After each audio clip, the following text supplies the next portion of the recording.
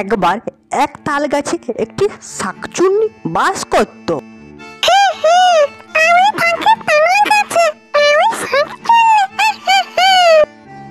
কিন্তু সেদিন প্রচন্ড ঝড় বৃষ্টি হয়। ঝড়ের পরে তাল গাছ এদিক সেদিক হতে থাকে।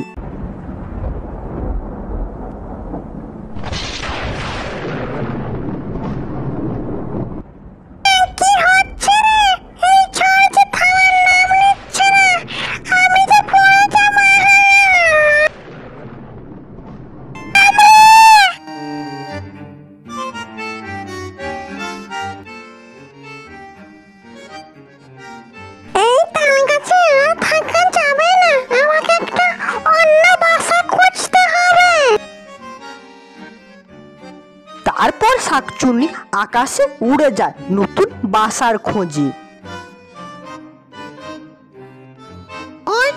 একটা তাল গাছ, কিন্তু ওটা তো একটা বাড়ির ভেতরে, কিন্তু তাতে আমার কি? তারপর শাকচুন্নি সেই তাল গাছের মধ্যে থাকতে শুরু করে।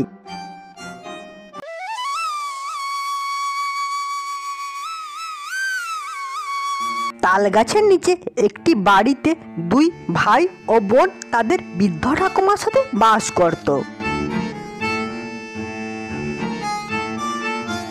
ওই বাড়িতে তাহলে দুটো কচি কচি বাচ্চা থাকে।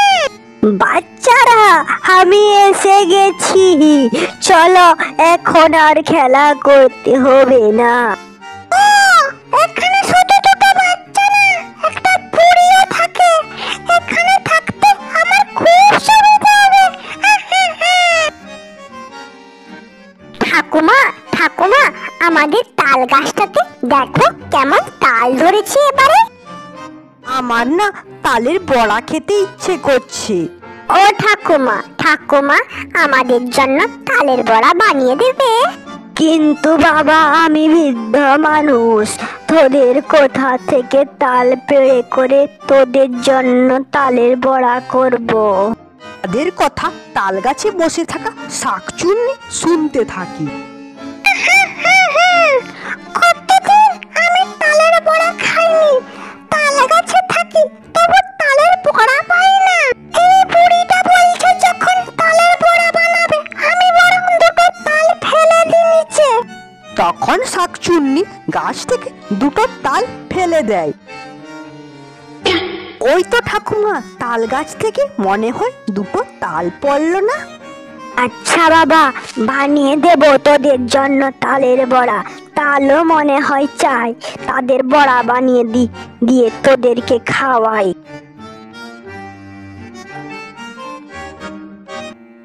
সেই তালগুলি দিয়ে ঠাকুমা তাদের জন্য তালের বড়া বানিয়ে দেন। বাড়ির মধ্যে থেকে তালের বড়ার গন্ধ শাকচুন্নির নাকে পৌঁছাতে বেশি সময় লাগে না। কত সুন্দর গন্ধ, এখন থেকে জিভে জল এসে যাচ্ছে। তখন শাকচুন্নি লোভ সামলাতে না পেরে তাদের বাড়ির পেছনে জানালার কাছে চলে আসি। জানালা দিয়ে তালের বড়া সব খেয়ে নেয়। কি মিষ্টি তালের বড়া, আমি আরো খাবো। তারা তালের বড়া খাওয়ার জন্য যখন এসে দেখে একটাও তালের বড়া নেই। এই ভাই, কোথায় গেলি? সব তালের বড়া খেয়ে ফেলেছিস, আমার জন্য একটাও রাখলি না? না তো দিদি, আমি তো এখনো একটাও খাইনি। মিথ্যা কথা বলিস না, তুই সবগুলো তালের বড়া খেয়েছিস। না রে দিদি, সত্যি আমি এখনো একটাও খাইনি। তোদের আবার কি হলো? কেন ঝগড়া করছিস বলতো? দেখো না ঠাকুমা, তুমি কত সুন্দর করে তালের বড়া বানিয়ে দিলে, আর অমনি ভাই সবগুলো তাল বড়া খেয়ে শেষ করে দিল। না ঠাকুমা, আমি সত্যি একটাও খাইনি তালের বড়া। ভাই যখন না বলছে, তাহলে ও সত্যি সত্যি খায়নি। মনে হয় বিড়াল এসে খেয়ে ফেলেছে সবগুলো। কিন্তু বিড়াল এতগুলো বড়া খেয়ে নিল? আরে মা, মন খারাপ করিস না, কাল আবার বানিয়ে দেব। হাট থেকে গুড় আর তেল বেশি করে নিয়ে আসবো। এদিকে শাকচুন্নি তালের বড়া খেয়ে বেশ মজায় আছে। কত মিষ্টি তালের বড়া। এই বাচ্চা দুটো প্রতিদিন সুস্বাদু তালের বড়া খায়, তাহলে তাদের শরীরের মাংসগুলো কতটা সুস্বাদু হবে। কবে যে এই বাচ্চা দুটোকে খেতে পাবো। শাকচুন্নি এই আশাতে থাকে কবে তাদের ঠাকুমা বাড়িতে থাকবে না আর সে তাদের ঘাড় মোটকে খাবে। অবশেষে সেই দিনটি চলে আসে। আমি হাটে যাচ্ছি, আমার ফিরতে দেরি হবে, তোরা ভাই বোনে সাবধানে থাকবি। আচ্ছা ঠাকুমা, তুমি সাবধানে এসো। তারপর ঠাকুমা হাটের উদ্দেশ্যে রওনা দেয়।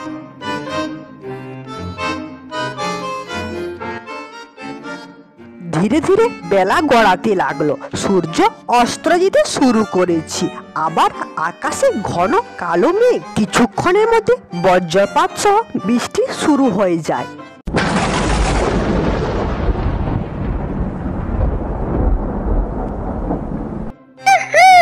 আজ মনে হয় ছেলে দুটো ঠাকুমা বাড়িতে নেই। আজ তাহলে সেই দিনটা, আমার কতদিনের আশা আজ পূর্ণ হবে। এই দুটো ছেলে মেয়ের সুস্বাদু মাংসকে। শাকচুন্নি তাল গাছ থেকে নেমে তাদের ঠাকুমার রূপ নেয় এবং দরজার সামনে এসে তাদের ঠাকুমার গলা করে ডাকতে থাকি, দরজাটা খুলো মা, আমি তোমার ঠাকুমা। দরজাটা খুলো মা, আমি বৃষ্টিতে ভিজে গেছি। মনে হচ্ছে কে এসেছে, কিন্তু এত রাতে কে আসলো? তবে কি ঠাকুমা?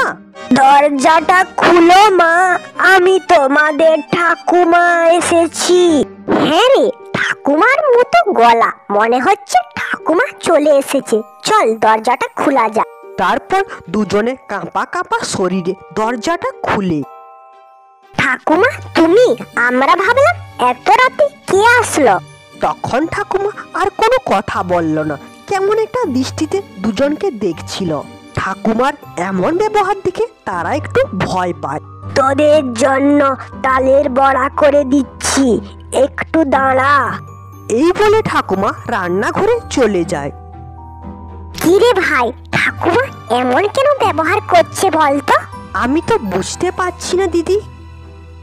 কিছুক্ষণের মধ্যে রান্নাঘর থেকে তালের বড়ার গন্ধ আসে। দিদি, ঠাকুমা মনে হয় তালের বড়া বানাতে শুরু করে দিয়েছে, আমি আগে ভাগে যাই। আরে দাঁড়া দাঁড়া, ঠাকুমা তালের বড়া করছে, কিন্তু কি করে? কি করে মানে? তাল দিয়ে করছে। হ্যাঁ তো, তাল দিয়ে তো করবে, কিন্তু বাড়িতে তো একটাও কাঠ নেই, আর বাইরের সব কাঠ ভিজে গেছে, তাহলে কিসে আগুন জ্বালাচ্ছে? চল তো গিয়ে দেখি। তখন তারা দুজনে দরজার আড়াল থেকে দেখে তাদের ঠাকুমা তার নিজের দুটো পা উনুনের ভেতরে ঢুকে আগুন জ্বালাচ্ছে। এটা কি রে দিদি? কর দেখ কি করছে শুধু। এখন কি করব? এটা তো একটা শাকচুন্নি মনে হয়। তুই যা গিয়ে একটা আয়না নিয়ে আয়, তারপর দেখাচ্ছি মজা। তারা দুজন বুদ্ধি করে আয়নাটি শাকচুন্নির সামনে রেখে দেয়। আয়নাতে নিজের প্রতিচ্ছবি দেখে শাকচুন্নি মনে করে এটা আর একটা শাকচুন্নি। তুই কি ভেবেছিস তুই আমাদের ঠাকুমার রূপ নিয়ে আসবি আর আমরা চিনতে পারবো না? তোরা কি করে বুঝলি আমি তোদের ঠাকুমা না বলে? কেন, এই খাঁচার মধ্যে শাকচুন্নিটাকে কি এমনি এমনি বন্দি করে রেখেছি? এই শাকচুন্নি আমাদের খবর দেয় সবকিছু, আর এখন থেকে তোকে এখানে বন্দি করে রাখবো। আমাকে বন্দি করিস না, আমি তোদের বাড়িতে আর আসবো না, আমি অনেক দূরে চলে যাচ্ছি। এই বলে শাকচুন্নি অদৃশ্য হয়ে যায়।